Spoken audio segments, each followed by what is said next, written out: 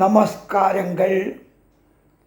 Chennai சோலைமேடிலிருந்து Suchindram SKS மணி சாஸ்திரிகள் பேசுகிறேன். குரு பெயர்ச்சி பலன்கள். குரோதி வருஷம் சித்திர மாதம் 18ஆம் தேதி 1/5/24 மே 1ஆம் தேதி புதன்கிழமை. திருவோணம் நட்சத்திரம் அன்னைக்கு 28-22 நாழிகை, அதாவது சாயங்காலம் 5:21 மணிக்கு இதுவரைக்கும் மேஷராசியில் இருக்கக்கூடிய குரு பகவான் தனது பகை வீடான சுக்கிர பகவான் வீடான ரிஷப ராசிக்கு பெயர்ச்சி அடையார். அங்கேயே சுமார் 1 வருஷ காலம் அவர் இருப்பார். சுருக்கமாக இந்த பெயர்ச்சியினால் எந்தெந்த ராசிக்காரர்களுக்கு எவ்வளவு நன்மை அப்படிங்கிறத முதல்ல சொல்லுறேன். எல்லா கிரகங்களும் 7ஆம் இடத்தை அவ பார்க்கறது உண்டு, 180 டிகிரி. குருவுக்கு 7ஆம் இடம் அல்லாத விசேஷமாக 5ஆம் இடம் 9ஆம் இடம் பார்வையும் உண்டு. அது அல்லாத ஸ்தான பலன் அப்படின்னு சொல்லிட்டு 11ஆம் இடத்தையும் 2ஆம் இடத்தையும் அவர் அதிகப்படி அந்த இடத்துக்கும் நன்மையை செய்வார்.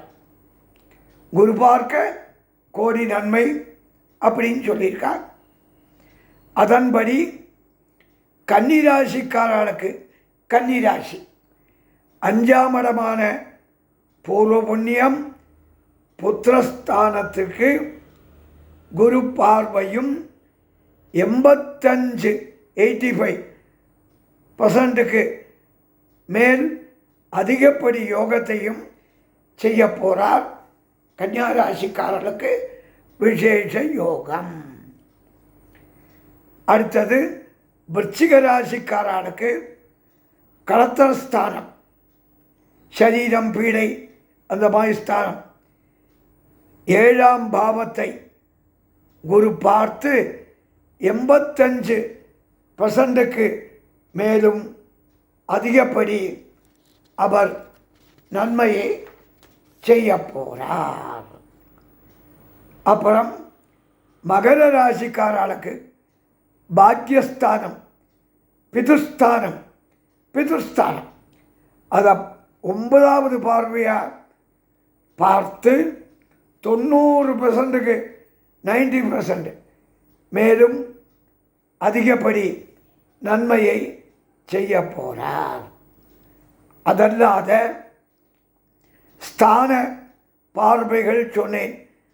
கடகராசி அவளுக்கு லாபஸ்தானமான 11ஆம் இடத்தை பார்க்கறதுனால 90% அதிகப்படி நன்மையைத்தான் செய்ய போகிறார்.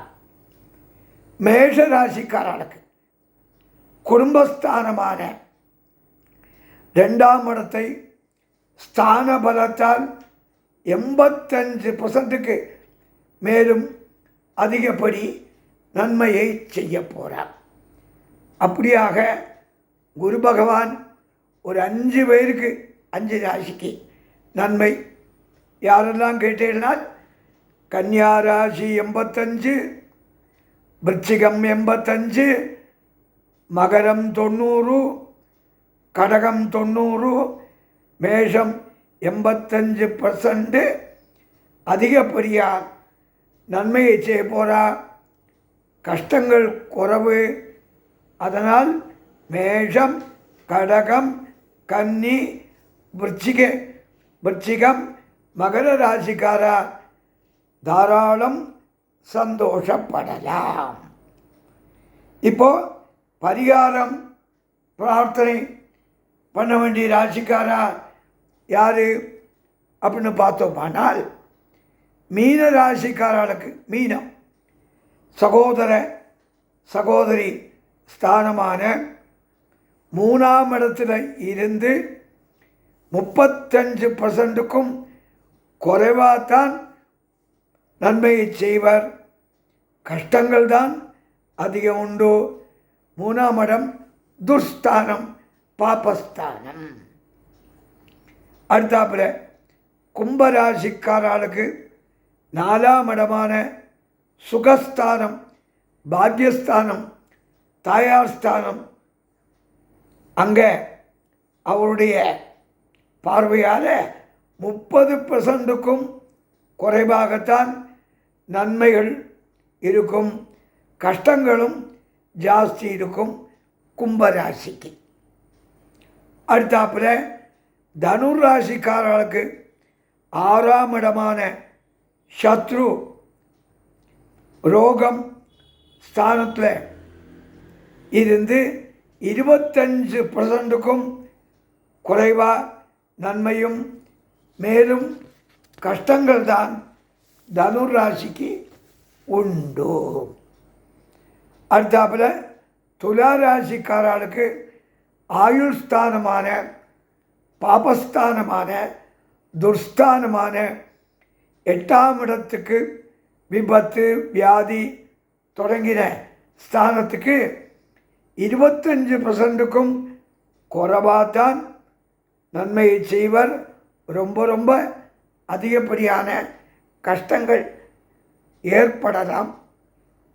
அடுத்தாப்புல சிம்ம ராசிக்காரர்களுக்கு சிம்மம் 10ஆம் இடமான ஜீவனம், தொழில், பதவி 30%க்கும் குறைவாகத்தான் நன்மை மேலும் கஷ்டங்கள் அதிகரிக்கும்.